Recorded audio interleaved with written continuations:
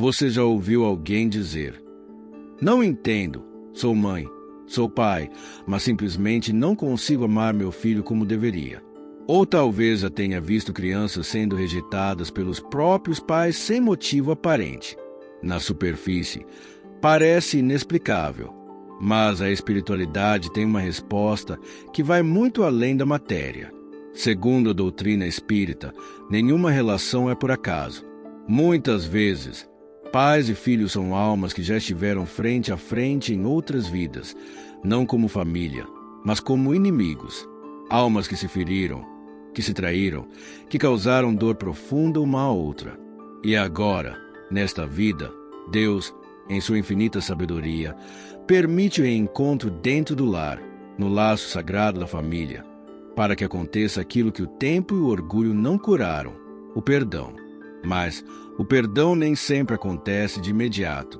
Muitas dessas almas reencarnam juntas com a missão de se reconciliar, mas trazem cargas emocionais intensas, mágoas enraizadas no espírito, que se refletem no presente como frieza, rejeição ou até ódio sem explicação racional. Imagine, por exemplo, um pai que rejeita o filho desde o nascimento. A ciência pode tentar explicar por traumas, por hormônios, por desequilíbrios, mas espiritualmente, pode ser que aquele filho tenha sido o opressor cruel no passado, ou talvez tenha provocado o sofrimento do pai em outra existência. Agora, voltam ao convívio para ressignificar esse elo. Só que, sem consciência disso, o amor natural pode não brotar. A alma reconhece, mas o coração ainda não perdoou. Essas relações são como salas de aula espirituais, onde a lição principal é o amor incondicional. E se não for aprendido nesta vida, o ciclo se repete até que o perdão seja completo e o verdadeiro amor floresça, sem a más do passado. Portanto, quando vemos pais que não conseguem amar seus filhos, é preciso olhar com compaixão e entendimento espiritual. Muitas vezes, ali não está faltando amor, está faltando cura da alma. Antes de reencarnar, o espírito escolhe a jornada que precisa viver. E entre as missões mais nobres e também mais desafiadoras está a de ser pai ou mãe. Mas, ao contrário do que muitos pensam, a maternidade e a paternidade não são garantias de amor. Elas são compromissos espirituais assumidos com base na responsabilidade e no propósito de evolução. Nem todos estão prontos para cumpri-los com o coração desperto. Imagine uma alma que, antes de nascer, aceita receber como filho um espírito que precisa de acolhimento, proteção e cura. Essa missão é aprovada no plano espiritual, mas ao reencarnar, essa alma encontra a dureza da vida material. Se perde nos excessos, nos desejos do ego, nas frustrações e traumas da infância. E o que era para ser uma relação de cura, torna-se uma fonte de dor e abandono. A espiritualidade nos ensina que a paternidade é uma escolha, não apenas um acaso biológico. É uma chance de retribuir, de cuidar, de aprender o amor mais puro e desinteressado. Mas quando o espírito está desconectado de sua essência, ele esquece o propósito. Passa a ver o filho como um peso, uma obrigação, ou até como uma ameaça à sua liberdade. E é assim que muitos pais falham. Não porque são maus por natureza, mas porque se desviaram da sua missão. O amor não brota porque foi sufocado pelo orgulho, pelo medo, pela ausência de autoconhecimento. E a dor da criança rejeitada, ela também tem um papel. Ela é, muitas vezes, um espírito forte que aceitou esse desafio para crescer, se fortalecer e romper ciclos de abandono de outras vidas. Neste cenário, que parece ser desamor, na verdade, é um chamado espiritual não atendido. Uma missão mal cumprida que precisará, mais cedo ou mais tarde, ser revista, reparada, reencarnada. Porque o amor de pai e mãe é, sim, uma das expressões mais lindas da alma. Mas só se manifesta plenamente quando o espírito está preparado para amar além do ego e lembrar o porquê de ter escolhido estar aqui. Você já presenciou aquela relação em que o filho é sensível, amoroso, espiritualizado. Mas os pais são frios, agressivos ou completamente alheios à conexão emocional. Muitas vezes, julgamos de fora. Como podem ser tão duros com uma criança tão especial? Mas, na visão espiritual, existe uma explicação que vai muito além da aparência e do comportamento humano. Nem todas as almas encarnadas estão no mesmo nível evolutivo. Algumas já caminharam muito, despertaram sua consciência, expandiram sua luz interior. Outras ainda estão presas aos instintos mais básicos: orgulho, egoísmo, apego à matéria. E quando essas almas em estágios tão diferentes se encontram dentro da mesma família, o convívio pode se tornar um campo de tensão vibracional. É como se as frequências não se sintonizassem. Um quer voar, o outro rasteja. Um quer paz, o outro vive em guerra interna. No caso dos pais que não conseguem amar seus filhos, pode haver aí uma resistência inconsciente à luz daquela criança. Sim, a luz incomoda quem vive na sombra. Um filho que carrega uma vibração elevada pode causar desconforto em um pai ou mãe que ainda não despertou espiritualmente. E esse desconforto, sem entendimento, se transforma em rejeição, crítica ou frieza. Mas por que Deus permite isso? Porque a família é a escola mais intensa da evolução.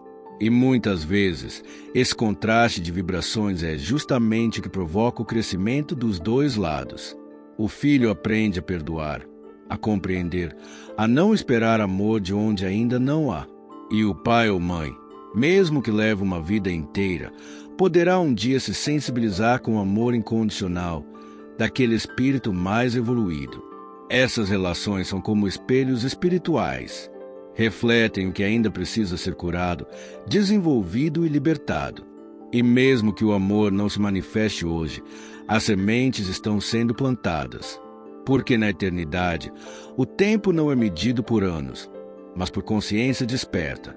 Nem todo desamor nasce do coração da pessoa. Às vezes, o que vemos como frieza, rejeição ou até crueldade de um pai ou de uma mãe com seu filho é, na verdade, o resultado de uma influência espiritual invisível, sutil, mas poderosa. Na visão espírita, sabemos que existem espíritos que ainda vibram em raiva, mágoa e desejo de vingança. São almas que permanecem ligadas à terra, sem luz, alimentando emoções negativas, se aproveitando das fraquezas emocionais dos encarnados. Esses espíritos, chamados de obsessores, se aproximam de pessoas que estejam vulneráveis energeticamente, pais e mães que estão feridos, desequilibrados, ou que carregam dores emocionais mal resolvidas. E é nesse campo enfraquecido que eles se instalam como sombras silenciosas, influenciando pensamentos, emoções e atitudes. Imagine um pai que tem tudo para amar seu filho, mas, dia após dia, começa a sentir um incômodo crescente, um afastamento inexplicável, um impulso de agressividade que parece vir do nada. Por trás disso, pode estar a atuação constante de um espírito obsessor, sussurrando ao ouvido espiritual palavras de desprezo, raiva e negação. E por quê? Porque às vezes aquele núcleo familiar carrega dívidas do passado e o obsessor é uma alma ligada a esse ciclo de dor. Outras vezes, é simplesmente um espírito sofredor que encontra ali campo fértil para espalhar mais dor. A obsessão espiritual não é um castigo. Ela é, muitas vezes, um chamado para o despertar, para que aquele pai ou mãe busque ajuda, se reconecte com a espiritualidade, transforme sua vibração e rompa com a influência invisível que o separa do amor. E o filho, ele também tem um papel espiritual nessa história. Muitas vezes, é uma alma forte que aceitou reencarnar sob a influência daquele campo negativo para transmutar o karma familiar com luz e compaixão. Por isso, nunca devemos olhar para uma relação familiar conturbada com julgamento. Muitas vezes, não é o pai que rejeita, é o espírito obsessor que manipula. E onde não há oração, vigilância e compreensão espiritual, o amor pode ser abafado.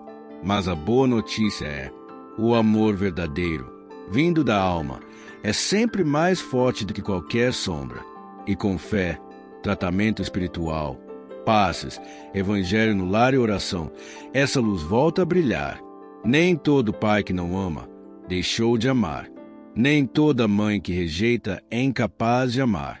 Às vezes, o amor está lá, preso, silencioso, adormecido, coberto por camadas de dor, orgulho, traumas e medos acumulados ao longo de muitas existências.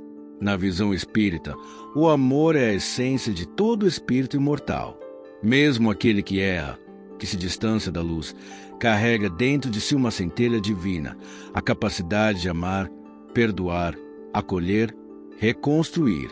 Mas essa centelha pode ficar escondida, como uma semente enterrada num solo seco e duro. Quantos pais e mães não sabem como amar porque nunca foram amados? Quantos aprenderam que o afeto é fraqueza, que o carinho é desnecessário, que o silêncio vale mais do que o eu te amo? Carregam feridas profundas da infância, ou até de outras vidas, onde foram abandonados, traídos ou rejeitados. E assim, sem saber como acessar o próprio amor, não conseguem oferecer o amor que seus filhos precisam. Mas isso não significa que o amor não exista. Significa apenas que ele está adormecido. E como se desperta um amor adormecido? Com tempo, convivência, paciência, oração e, principalmente, com perdão. Porque é o perdão do outro e de si mesmo que dissolve os muros emocionais que impedem o sentimento de florescer. É o olhar compassivo, o toque gentil, a palavra que acolhe, que vai abrindo rachaduras na couraça do coração até que, um dia, ele volta a pulsar com amor verdadeiro. Às vezes, esse despertar acontece tarde, depois de muitos anos. Às vezes, só após o desencarne. Mas mesmo assim, ele acontece, porque nenhum amor verdadeiro se perde. Ele apenas espera o momento certo para florescer.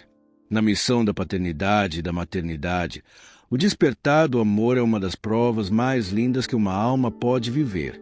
E se hoje ainda não há amor, pode haver cura amanhã, porque o Espírito Eterno é feito de luz e o amor é a sua linguagem mais pura.